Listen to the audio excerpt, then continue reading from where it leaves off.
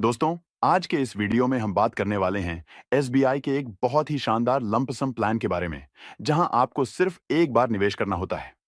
मान लीजिए, आप इस फंड में एक बार 20,000 का लंप सम निवेश कर देते हैं और फिर उसे छोड़ देते हैं। क्या आप मानेंगे कि 5 साल, 10 साल या 15 साल बाद यह रकम कंपाउंडिंग की ताकत से कई गुना बढ़कर लाखों में बदल सकती है? दोस्तों, ये एसबीआई का एक बेहतरीन प्लान है, जिसमें न तो हर महीने एसआईपी की टेंशन है और न ही बार-बार पैसे डालने की झंझट। बस एक बार निवेश करो और फिर कंपाउंडिंग को अपना जादू चलाने दो।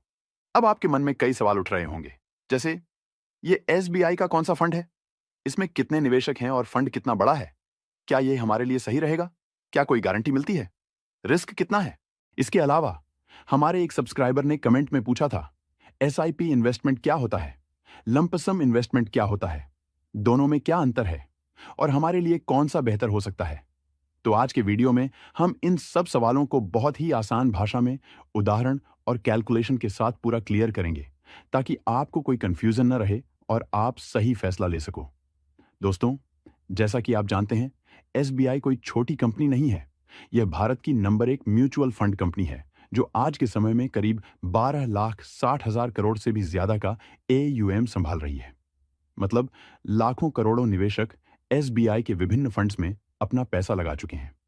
और आज हम जिस फंड की बात कर रहे हैं, उसका नाम है SBI PSU direct plan growth. अभी इस फंड का एयूएम लगभग 6,545 करोड़ रुपए के आसपास है, जो इसे थीमेटिक कैटेगरी में एक मजबूत फंड बनाता है। तो दोस्तों, अगर आप लॉन्ग टर्म में अच्छी ग्रोथ चाहते हैं, तो यह वीडियो अंत तक जरूर देखें। लाइक, शेयर और सब्सक्राइब करना न भूलें और कमेंट में बताएं, आप लंपसम करना चाहेंगे या एसआईपी? चलिए शुरू करते हैं। दोस्तों, जैसा कि मैं इस फंड के एनआईवी की बात करूं, तो वह है 38 रुपए 22 पैसे। ये एक यूनिट की प्राइस को कहा जाता है। और दोस्तों, अगर मैं इस फंड के एक्सपेंस रेशियो की बात करूं, तो वह है 0.82% का। ये जितना कम होता है, उतना ही अच्छा माना जाता है। दोस्तों, अगर हम इसके एग्जिट लोड की बात करें, तो अगर 30 दिन के यूनिट रिडीम करें, तो आधा % का एग्जिट लोड लगता है। 30 दिन के बाद रिडीम पड़ने पर कोई भी एग्जिट लोड नहीं देना होता। इसका जो फंड साइज है, वह है 6,545 करोड़ रुपए का। मतलब कि लाखों करोड़ों लोगों ने इस फंड में अपना पैसा इन्वेस्टमेंट किया हुआ है। और जैसा कि आप जानते हैं कि फंड जितना बड़ा होता है, उतना ही वह भरोसेमंद और ट्रस्टेबल भी कहलाता है। दोस्तों, इस फंड की परफॉर्मेंस को बीएसई पीएसयू इंडेक्स से कंपेयर किया जाता है। लेकिन ध्यान रहे दोस्तों, यह म्यूचुअल फंड रिस्कोमीटर के अकॉर्डिंग वेरी हाई रिस्क की कैटेगरी पर आता है। इसीलिए किसी भी फंड में निवेश करने से पहले एक बार खुद से अच्छे तरीके से रिसर्च करें और जरूरत पड़े तो अपने वित्तीय सलाहकार से सलाह लेकर ही निवेश करें। अब दोस्तों, आइए जानते हैं कि आप कैसे इसमें इन्वेस्टमेंट कर सकते हैं। तो अगर आप एसआईपी के माध्यम से निवेश करना चाहते हैं, तो मिनिमम इन्वेस्टमेंट है 500 रुपए।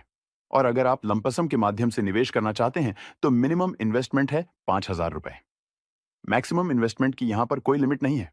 आप जितना चाहे उतना कर सकते हैं। अब दोस्तों, आपके सवाल हैं कि सर, एसआईपी इन्वेस्टमेंट ज्यादा बढ़िया होता है या फिर लंप सम इन्वेस्टमेंट? अक्सर लोग इसमें बहुत ज्यादा कंफ्यूज होते हैं और राइट डिसीजन नहीं ले पाते। तो सबसे पहले हम बात करते हैं दोस्तों एसआईपी की। एसआईपी का मतलब होता है सिस्टमैटिक इन्वेस्टमेंट प्लान। इसमें आप हर महीना एक फिक्स अमाउंट म्यूचुअल फंड में इन्वेस्ट करते हो, चाहे मार्केट ऊपर हो या फिर नीचे हो। इन्वेस्टमेंट रेगुलर चलते रहता है। इसका सबसे बड़ा फायदा यह होता है कि आप मार्केट टाइमिंग के स्ट्रेस से बच जाते हो। जब मार्केट नीचे होता है, तब आपको ज्यादा यूनिट्स मिलते हैं, और जब मार्केट ऊपर होता है, तब आपको कम यूनिट्स मिलते हैं। लॉन्ग टर्म में यह प्रोसेस आपके एवरेज बाइंग प्राइस को बैलेंस कर देता है, जिसे रूपी कॉस्ट एवरेजिंग कहते हैं। इसलिए एसआईपी बिगिनर्स के लिए एक बहुत ही सेफ और डिसिप्लिन तरीका माना जाता है। अब बात करते हैं दोस्तों लंपसम इन्वेस्टमेंट की। लंपसम में आप एक साथ बड़ा अमाउंट म्यूचुअल फंड में इन्वेस्ट कर देते हो। यहां रिटर्न ज्यादा तब मिलता है जब मार्केट ऑलरेडी नीचे हो और आप सही टाइम पर इन्वेस्ट कर पाओ। इसलिए लंपसम उन इन्वेस्टर के लिए बेहतर साबित होता है जिनको मार्केट का एक्सपीरियंस होता है, जो वैल्यूएशन को समझते हैं और शॉर्ट टर्म वॉलेटिलिटी को हैंडल कर सकते हैं। अगर मैं इसे एग्जाम्पल के साथ समझाऊं, तो मान लो आपके पास 5 लाख रुपए हैं इन्वेस्ट करने के लिए। अगर आप यह पूरा पैसा एक ही दिन मार्केट के टॉप पर इन्वेस्ट कर देते हो, तो शॉर्ट टर्म में रिटर्न नेगेटिव भी बन सकता है। लेकिन अगर वही पैसा एसआईपी के थ्रू थोड़े थोड़े करके इन्वेस्टमेंट किया जाए, तो मार्केट के एप्स एंड डाउन का इंपैक्ट काफी हद तक कम हो जाता है। इसका मतलब यह नहीं है कि एसआईपी हमेशा बेहतर है और लंपसम हमेशा गलत साबित होता है। दोनों का यूज सिचुएशन के और इन्वेस्टर के एक्सपीरियंस पर डिपेंड करता है। अगर आप रेगुलर इनकम कमा रहे हो और लॉन्ग टर्म वेल्थ बनाना चाहते हो तो एसआईपी आपके लिए एक बेहतर ऑप्शन हो सकता है। और अगर आपके पास एक साथ पैसा अवेलेबल पड़ा हुआ है, मार्केट की आपको अच्छी अंडरस्टैंडिंग है और आपके पास पेशेंस भी है, तो लंपसम इन्वेस्टमेंट आपके लिए बेहतर रिटर्न कमा कर दे सकता है। सबसे इंपॉर्टेंट बात यह है कि म्यूचुअल फंड में सक्सेस का फार्मूला इन्वेस्टमेंट अमाउंट से नहीं होता, इन्वेस्टमेंट डिसिप्लिन पर डिपेंड करता है। चाहे आप एसआईपी करते हो या फिर लंपसम करते हो, लॉन्ग टर्म में इन्वेस्टेड रहे तो सबसे बड़ा गेम चेंजर वही साबित हो सकता है।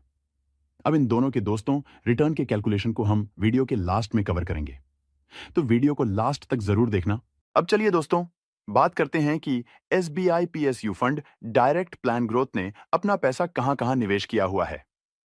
दोस्तों, इस फंड ने अपना पैसा मुख्य रूप से पीएसयू पब्लिक सेक्टर अंडरटेकिंग्स यानी सरकारी कंपनियों के इक्विटी शेयर्स में निवेश किया हुआ है।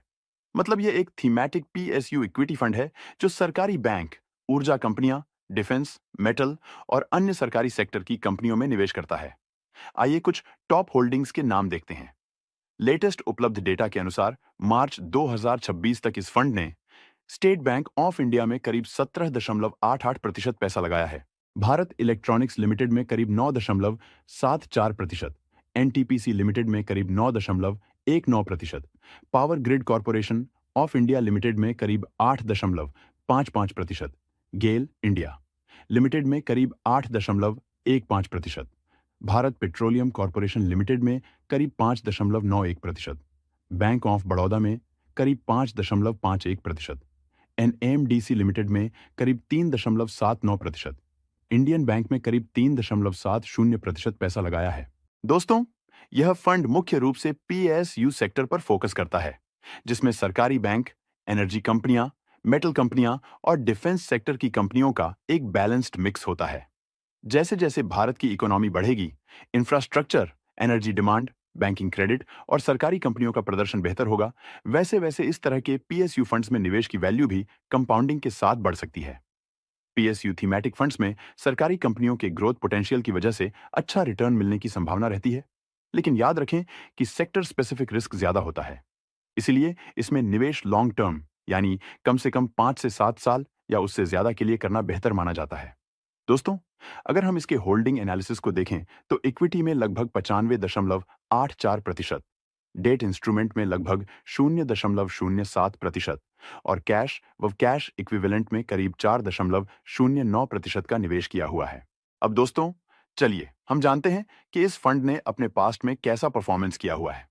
तो दोस्तों, यहां पर हम इस फंड के लंपसम इन्वेस्टमेंट के रिटर्न को देखेंगे और इसके हम रोलिंग रिटर्न्स को देखेंगे। तो दोस्तों, इस फंड ने पिछले 1 साल में 25% के आसपास का रिटर्न दिया है, पिछले 3 साल में 32% का रिटर्न दिया है और पिछले 5 सालों में 27% के आसपास का रिटर्न दिया है।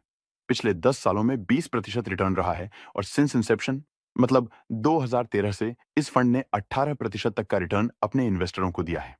अगर बात करें इस फंड में टैक्सेशन की, तो इस फंड में 2 तरह के टैक्स लगते हैं। पहला है short term capital gain tax, जिसमें अगर आप अपने इन्वेस्टमेंट के 12 महीने के अंदर ही पैसा निकालते हैं तो उस प्रॉफिट पर आपको 20% टैक्स देना होगा। दूसरा है long term capital gain tax, जिसमें अगर आप इन्वेस्टमेंट के 12 महीने बाद पैसा निकालते हैं और आपका एक फाइनेंशियल ईयर में प्रॉफिट 1.25 लाख रुपए से ज्यादा होता है, तो 1.25 लाख रुपए तक का प्रॉफिट टैक्स फ्री रहेगा और उसके ऊपर वाले प्रॉफिट पर आपको 12.5% टैक्स देना होगा। तो चलिए दोस्तों, चलते हैं अब कैलकुलेटर पर और आपको कैलकुलेट करके बताते हैं। लमसम का भी कैलकुलेशन करके बताएंगे और एएसआईपी का भी कैलकुलेशन करके बताएंगे। दोनों को अलग अलग करके समझाएंगे कि कितने टाइम ने और कितना अमाउंट इन्वेस्ट कर कितना फंड बन सकता है। तो अगर इस फंड ने आने वाले समय में एक्सपेक्टेड रिटर्न्स 18% का ही रिटर्न दिया, तो आप भविष्य में कितने रुपए तक का फंड तैयार कर सकते हैं और एसआईपी और लमसम दोनों के रिटर्न्स में क्या डिफरेंस है वो भी आप यहां पर कंपेयर करके देख पाएंगे। तो सबसे पहले हम बात करते हैं दोस्तों एसआईपी के रिटर्न्स की। तो अगर आप सिर्फ 1000 रुपए की मंथली एसआईपी 5 सालों तक करते हैं तो आपका एक्सपेक्टेड रिटर्न्स होगा लगभग 34,009 रुपए तक का और आपके लगभग फाइनल पैसे की वैल्यू होगी 94,009 रुपए तक की। अगर आप 1000 रुपए की एसआईपी को अगले 10 साल तक करते हैं तो दोस्तों आपका एक्सपेक्टेड रिटर्न्स होगा 1,89,080 तक का और आपके लगभग फाइनल पैसे की वैल्यू हो सकती है 3,09,080 तक की। अगर आपने 15 साल तक 1,000 रुपए की एसआईपी की तो आपका एक्सपेक्टेड रिटर्न्स होगा 6,21,110 तक का और आपके लगभग फाइनल पैसे की वैल्यू हो सकती है 8,01,110 तक की। अगर आपने इसी को 20 साल तक करते रहे तो आपका एक्सपेक्टेड रिटर्न्स होगा दोस्तों 16,86,754 तक का और आपके लगभग फाइनल पैसे की वैल्यू हो सकती है 19,26,754 तक का। अगर आपने दोस्तों 1,000 की एसआईपी को 30 साल तक कंटिन्यू रखा लंबे समय तक तो आपका एक्सपेक्टेड रिटर्न्स होगा 1,33,395 और आपके लगभग फाइनल पैसे की वैल्यू हो सकती है 1,03,93,395 तक की। दोस्तों यहां पर आप देख सकते हैं एसआईपी से आप भविष्य में लगभग 1,03,00,000 तक का फंड तैयार कर सकते हैं। अब चलिए दोस्तों हम इसे एसआईपी के बाद लमसम का भी कैलकुलेशन करके देख लेते हैं। यहां पर भी हम एक्सपेक्टेड रिटर्न्स को 18% लेकर चलेंगे और दोस्तों यहां पर हम वन टाइम इन्वेस्टमेंट करेंगे, वह भी 20,000 रुपए लगभग। तो दोस्तों अगर आपने 5 सालों के लिए किया तो आपका एक्सपेक्टेड रिटर्न्स होगा 25,755 तक का और आपके लगभग फाइनल पैसे की वैल्यू हो सकती है 45,755 रुपए तक की। अगर आपने 10 सालों के लिए किया तो आपका एक्सपेक्टेड रिटर्न्स होगा दोस्तों लगभग 84,677 रुपए तक का और आपके लगभग फाइनल पैसे की वैल्यू हो सकती है 1,04,677 रुपए तक की। अगर आपने 15 सालों के लिए किया तो आपका एक्सपेक्टेड रिटर्न्स होगा 2,19,475 रुपए तक का और आपके लगभग फाइनल पैसे की वैल्यू हो सकती है 2,39,475 रुपए तक की। अगर आपने 25 सालों के लिए किया तो आपका एक्सपेक्टेड रिटर्न्स होगा 12,33,373 रुपए तक का और आपके लगभग फाइनल पैसे की वैल्यू हो सकती है 12,53,373 रुपए तक की। अगर आपने दोस्तों इसे 30 सालों के लिए किया तो आपका एक्सपेक्टेड रिटर्न्स होगा 28,47,413 रुपए तक का और आपके लगभग फाइनल पैसे की वैल्यू हो सकती है 28,67,413 रुपए तक की। और दोस्तों अगर आपने 35 सालों के लिए किया तो आपका एक्सपेक्टेड रिटर्न्स होगा 65,39,946 रुपए तक और आपके लगभग फाइनल पैसे की वैल्यू हो सकती है 65,59,946 रुपए तक की। दोस्तों यहां पर आप देख सकते हैं अगर आप 1,000 रुपए की एसआईपी को लंबे समय तक करते हैं और उसे 30 साल तक करते हैं तो आप भविष्य में मोटी मोटा 1,03,00,000 रुपए तक का फंड तैयार कर सकते हैं। और अगर आपने सिर्फ एक 20,000 रुपए लमसम इन्वेस्टमेंट किया और उसे लंबे समय तक किया 35 सालों के लिए किया तो आप भविष्य में लगभग 65 लाख रुपए तक का फंड तैयार कर सकते हैं। तो दोस्तों आपको दोनों में क्या डिफरेंस नजर आ रहा है मुझे कमेंट्स करके जरूर बताना। और हाँ इस वीडियो में मैंने आपको जो भी कैलकुलेशन बताए हैं वो पास्ट परफॉर्मेंस के बेसिस में बताए हैं। फ्यूचर में ये जो रिटर्न्स है वो कम भी हो सकते हैं और ज्यादा भी हो सकते हैं, इसकी यहां पर कोई गारंटी नहीं है। दोस्तों ये वीडियो सिर्फ एजुकेशन पर्पस के लिए है। इस वीडियो में बताए गए रिटर्न्स अनुमानित हैं या कोई फिक्स रिटर्न नहीं है। म्यूचुअल फंड निवेश बाजार जोखिमों के अधीन है, रिटर्न की कोई गारंटी नहीं है। निवेश करने से पहले कृपया अपने वित्तीय सलाहकार से सलाह लें, तब जाकर ही किसी भी म्यूचुअल फंड में निवेश करें।